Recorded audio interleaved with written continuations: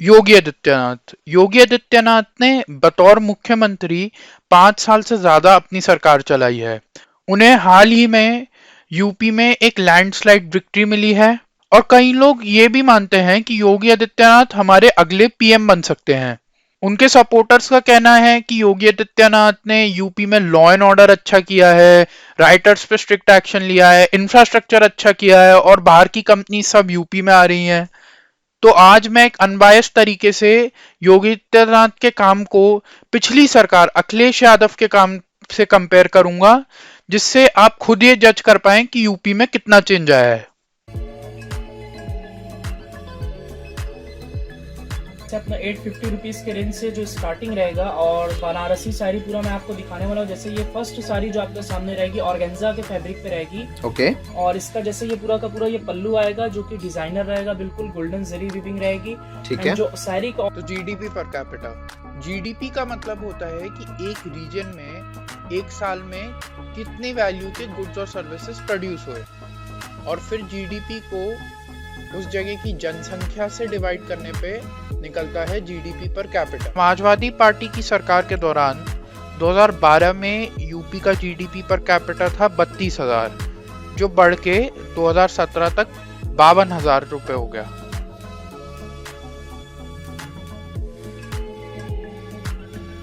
योगी सरकार के दौरान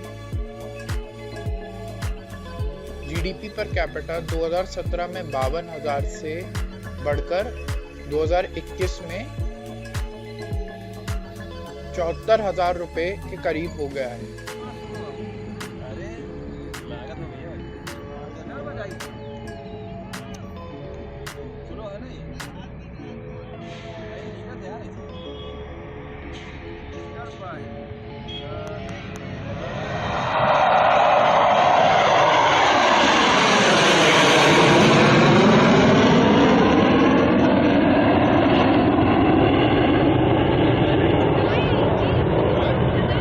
कम से कम 12 मीटर का होना चाहिए था।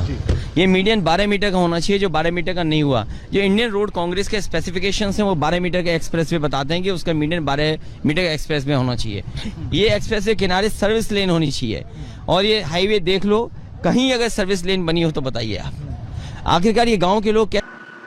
इंफ्रास्ट्रक्चर पर बात करें तो मायावती सरकार के दौरान यमुना एक्सप्रेसवे का निर्माण हुआ था, जो लगभग 165 किलोमीटर का है। Yamuna expressway is widely considered India's best expressway in terms of quality.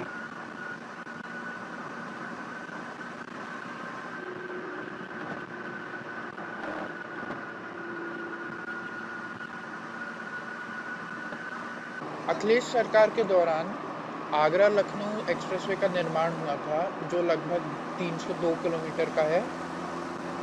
ये एक्सप्रेसवे अपने समय में इंडिया का लॉन्गेस्ट एक्सप्रेसवे था।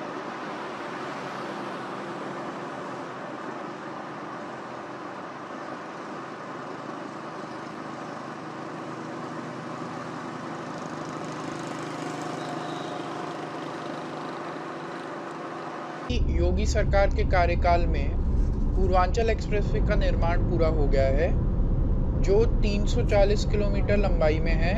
एंड पूर्वांचल एक्सप्रेसवे इंडिया का अभी लॉन्गेस्ट एक्सप्रेसवे है। योगी सरकार के कार्यकाल में गोरखपुर लिंक एक्सप्रेसवे जो 91 किलोमीटर का है, उसका 34% काम पूरा हो चुका है। और बुंदेलखंड एक्सप्रेसवे जो 296 किलोमीटर का है, उसका 87% काम पूरा हो चुका है।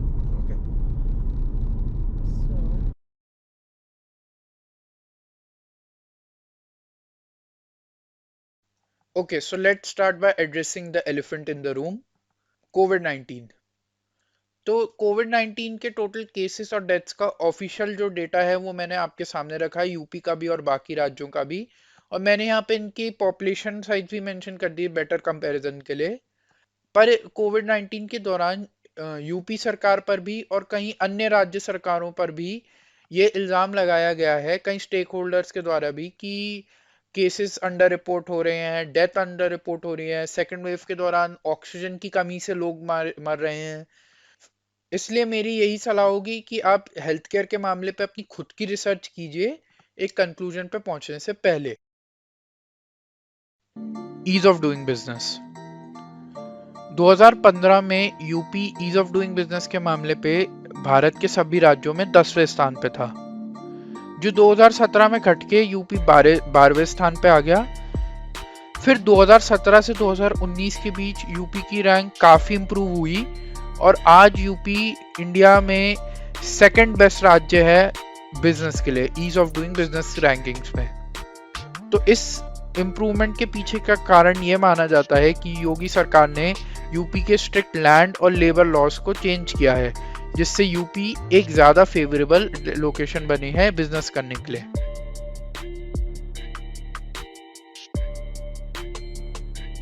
तो आखिरी पॉइंट, क्राइम। यूपी का क्राइम डेटा मैंने आपके सामने रखा हुआ है, आप पॉज करके उसे पढ़ सकते हैं, खुद की रिसर्च कीजिए। आई होप आपको मेरा कंपैरिजन पसंद आया होगा। नीचे कमेंट्स में लिख के बताइए कि आपने किस सरकार को कितने पॉइंट्स दिए। कि मैं इस चैनल